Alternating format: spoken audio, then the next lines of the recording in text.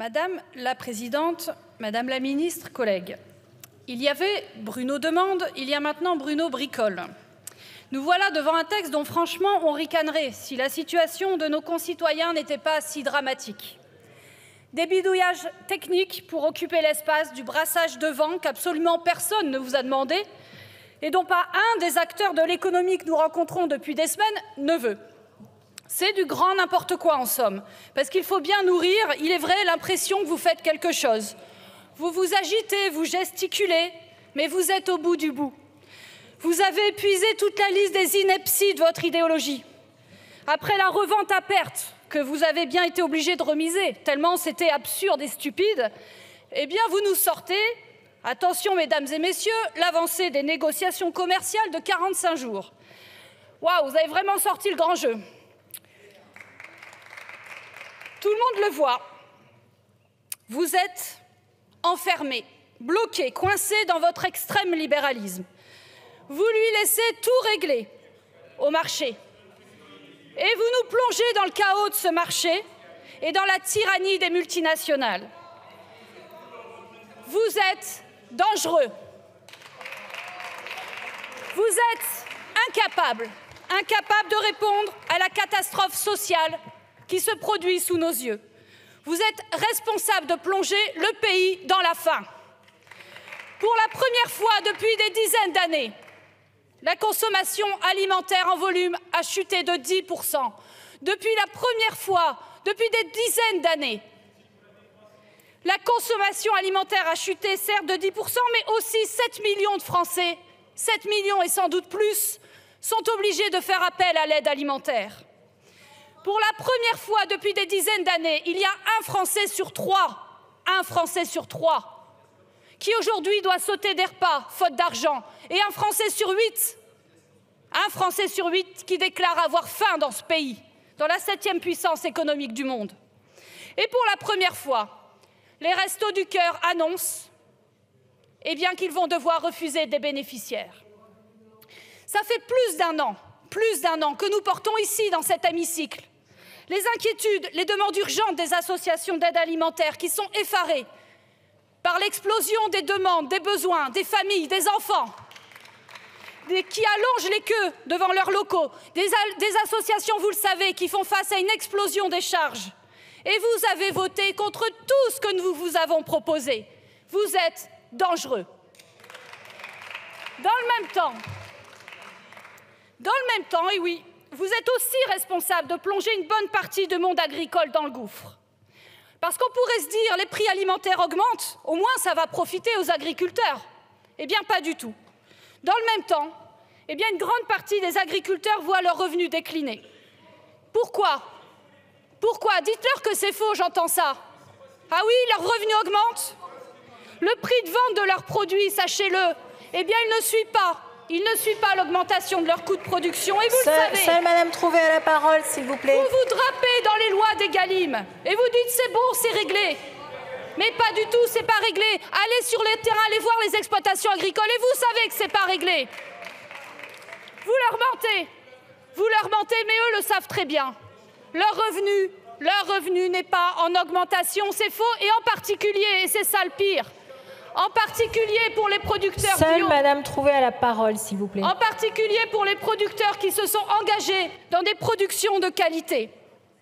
À ces agriculteurs-là, on leur a dit, jouez le jeu, allez-y, engagez-vous dans la transformation de vos modes de production. Allez-y, et on vous aidera et vous aurez des débouchés.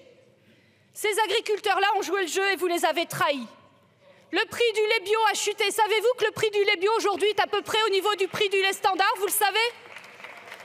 Est-ce que vous savez qu'il y a un très grand nombre d'agriculteurs bio qui sont en train de se déconvertir? Est-ce que vous le savez que la production de bio est en train de s'effondrer? Et après que vous leur ayez enlevé il y a quelques années les aides au maintien en bio, voilà que vous refusez absolument que, par exemple, la loi Egalim soit respectée et qu'il y ait 20% véritablement de produits bio dans les cantines. Vous ne faites pas respecter même les lois que vous avez fait voter. Vous êtes dangereux. Dangereux aussi.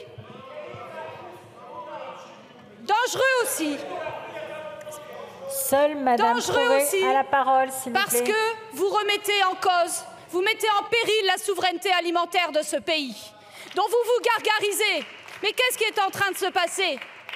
Qu'est-ce qui est en train de se passer? Il suffit de regarder les chiffres. Eh bien, la balance agricole est en chute libre. Pourquoi? Parce que les gens n'ont plus les moyens d'acheter bio, n'ont plus les moyens d'acheter de la qualité et n'ont plus les moyens d'acheter local et français.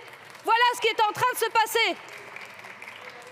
Et donc, eh bien, par exemple, dans les cantines, eh bien, par exemple, dans les grandes surfaces, les gens et les collectivités locales achètent de plus en plus de produits importés. Et donc, qui en profite? Les importateurs.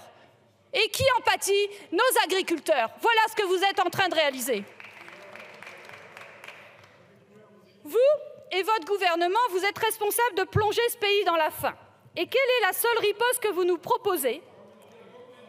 Avancer de 45 jours la date des négociations commerciales entre fournisseurs et distributeurs.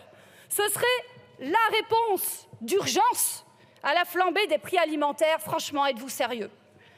Vous nous répétez que ça va faire assurément et miraculeusement baisser les prix des industriels. Il n'y a aucun économiste, aucun décideur crédible qui peut prétendre que ce texte va améliorer le quotidien des Français. Ce sera même peut-être le premier projet de loi de l'histoire de France à accélérer la hausse des prix alimentaires. C'est effarant et vous êtes dangereux. Peut-être vous dites-vous que plus c'est effarant, mieux ça passe. Alors vous nous faites croire au monde des bisounours. Les prix de notre alimentation dépendraient des coûts de production des industriels.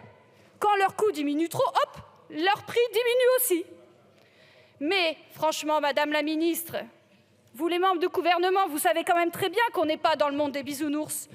Vous savez que la moitié des hausses des prix alimentaires de ces derniers mois s'explique par quoi? Eh bien par la hausse des marges des multinationales agroalimentaires, qui elles-mêmes nourrissent la rémunération des actionnaires. On le dit depuis plusieurs mois, avec l'Institut de la Boétie, mais le Fonds monétaire international et la Banque centrale européenne le reconnaissent. Tout le monde sauf vous. Dans votre monde des bisounours, auquel vous voulez nous faire croire, eh bien c'est encore plus merveilleux, les coûts de production vont baisser à la bonne heure, mais c'est faux. Et vous le savez très bien. Les prix de l'énergie continuent à grimper. Tous les organismes de statistiques et de prévision le prévoient.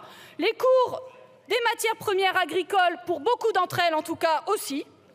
Alors, soyons sérieux, si on sort de votre monde des bisounours, eh bien on fait face à quoi? À la réalité. Des coûts de production qui vont augmenter, des marges des industries agroalimentaires aussi qui vont sans doute augmenter puisque vous ne faites rien pour les réguler. Donc, les prix des industriels agroalimentaires vont augmenter, donc les prix des aliments qu'on achète vont aussi augmenter, et donc votre projet de loi, qu'est-ce qu'il va faire? Eh bien, il va accélérer la hausse des prix. Tout le monde vous le dit, tout le monde s'en rend compte. Les distributeurs nous l'ont dit en audition, pour ceux qui y étaient, les transformateurs nous l'ont dit, et même toutes les organisations de producteurs agricoles considèrent que ce projet de loi est un non-sens. Il suffit de lire même le communiqué qui vient de sortir des jeunes agriculteurs et de la FNSEA. Dans votre gouvernement, eh bien, vous êtes à présent seul, mais vous êtes dangereux. Dangereux, sauf il est vrai, pour les grandes multinationales de l'agroalimentaire, dont les marges n'ont jamais été aussi élevées dans l'histoire des statistiques. Alors ça, c'est vrai, c'est à mettre à votre crédit, au moins vous aurez réussi quelque chose. Face aux privations, face aux épreuves que subissent nos concitoyens par votre faute, face à la faim qu'ils subissent par votre faute, vous attendez que l'orage s'éloigne. Vous dites ça finira bien par passer. Plutôt la détresse, plutôt laisser des millions de personnes dans la faim, avec des carences nutritives, avec des problèmes de santé chroniques. Tout plutôt que forcer les grands patrons et les multinationales, même simplement en réécrivant de petits bouts de code du commerce. C'est tout à fait faisable. Ça permettrait d'encadrer les marges des multinationales au moins quelque temps. Mais non, vous persistez, vous signez et vous êtes dangereux. Nous, dans la France insoumise et dans le programme de la NUPES, nous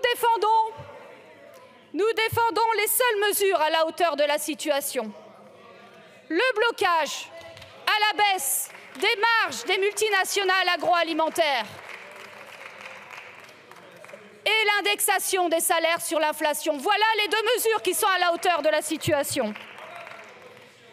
Alors, j'ai entendu Monsieur le ministre de l'économie ce matin sur une radio. Il nous dit, ouais, je suis courageuse, je ne demande pas, j'obtiens, et quand je n'obtiens pas, je décide.